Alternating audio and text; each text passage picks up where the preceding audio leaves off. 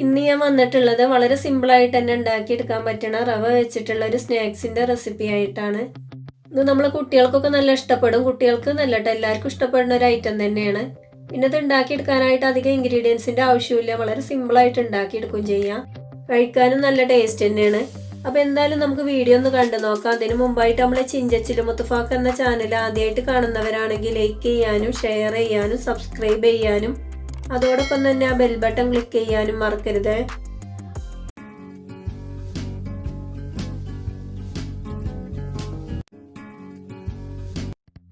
അപ്പോൾ നമ്മളിത് ഉണ്ടാക്കിയെടുക്കാനായിട്ട് ഇവിടെ ഒരു പാൻ അടുപ്പിൽ വെച്ചിട്ടുണ്ട്. ഇതിലേക്ക് 1 കപ്പ് വെള്ളമാണ് കേട്ടോ ഒഴിച്ചു കൊടുക്കുന്നത്. അപ്പോൾ കൂടുതലായിട്ട് വെള്ളം ഒഴിച്ചു കൊടുക്കുകയാണെന്നുണ്ടെങ്കിൽ അതിനനുസരിച്ച് തന്നെ റവൻ്റെ അളവും കൂട്ടി കൊടുക്കാം. അപ്പോൾ ഞാനൊരു കപ്പ് വെള്ളത്തേക്ക് 1 കപ്പ് റവയാണ് എടുക്കുന്നത്.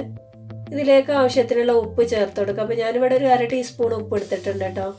പിന്നെ ഇതിലേക്ക് 1 ടീസ്പൂണോളം ഓയിൽ ചേർത്ത് കൊടുക്കുന്നുണ്ട്. എന്നിട്ട് നന്നായിട്ട് തന്നെ അതുപോലെ ഒന്ന് മിക്സ് ചെയ്തെടുക്കാം. ഈ വെള്ളം നന്നായിട്ടൊന്ന് തിളച്ച് വരണം. നന്നായിട്ട് തിളച്ചതിന് ശേഷം മാത്രമേ നമ്മൾ ഇതിലേക്ക് റവ ചേർത്ത് കൊടുക്കാൻ പാടുള്ളൂ.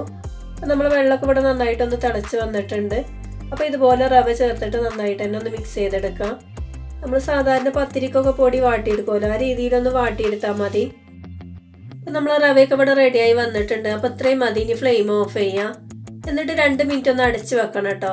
അതിനുശേഷം നമ്മളത് നന്നായിട്ടൊന്ന് കുഴച്ചെടുക്കണം. സാധാരണ പത്തിരിക്കൊക്കെ കുഴക്കണ ആ രീതിയിൽ അത്ര തന്നെ കുഴക്കണ്ട, എങ്കിലും ചെറുതായിട്ടൊന്ന് സോഫ്റ്റ് ആയിട്ട് തന്നെ കുഴച്ചെടുക്കാം. കയ്യിൽ വെള്ളമാക്കിയതിന് ശേഷം ഒന്ന് കുഴച്ചെടുത്താൽ മതിയാവും.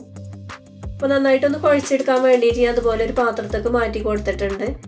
ചൂടാറണീൻ്റെ മുമ്പായിട്ട് തന്നെ കൈ വെച്ചുകൊണ്ട് നന്നായിട്ടൊന്ന് കുഴച്ചെടുത്തിട്ടുണ്ട്.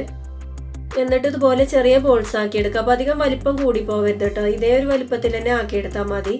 വലിപ്പം കൂടി കഴിഞ്ഞാൽ കാണാനൊരു ഭംഗി ഉണ്ടാവില്ല. അതുപോലെ തന്നെ വെന്ത് കിട്ടാനായിട്ട് ഒരുപാട് സമയം വേണ്ടി വരും. ഇനി നമുക്കിതൊന്ന് ഫ്രൈ ചെയ്തെടുക്കാം. അതിനായിട്ട് ഞാനിവിടെ ഒരു ചീനച്ചട്ടി അടുപ്പിൽ വെച്ചുകൊണ്ട് ഓയിൽ ഒഴിച്ചു കൊടുത്തിട്ടുണ്ട്. ഓയിൽ നന്നായിട്ട് ചൂടായി വരുന്ന സമയത്ത് ഇതിലേക്ക് ബോൾസ് ഇട്ട് കൊടുക്കാം. അപ്പോൾ ഞാനിവിടെ 2 തവണ ആയിട്ടാണ് കേട്ടോ അത് ഫ്രൈ ചെയ്തെടുക്കുന്നത്. നമ്മളിതുപോലെ ഫ്രൈ ചെയ്തെടുക്കുന്ന സമയത്ത് തമ്മിൽ ഒട്ടി പിടിക്കൊന്നുമില്ല കേട്ടോ. കുറച്ച് കൂടുതലായിട്ട് തന്നെ ഒരുമിച്ചിട്ട് ഫ്രൈ ചെയ്തെടുക്കാൻ പറ്റും.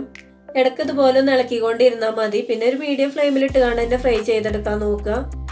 നമ്മൾ ഹൈ ഫ്ലെയിമിൽ വെച്ചിട്ടാണ് ഫ്രൈ ചെയ്തെടുക്കണമെന്നുണ്ടെങ്കിൽ ഇതിൻ്റെ ഉൾഭാഗം കറക്റ്റായിട്ട് വെന്ത് കിട്ടൂല. പുറം ഭാഗം പെട്ടെന്ന് തന്നെ കരിഞ്ഞു പോവുകയും ചെയ്യും.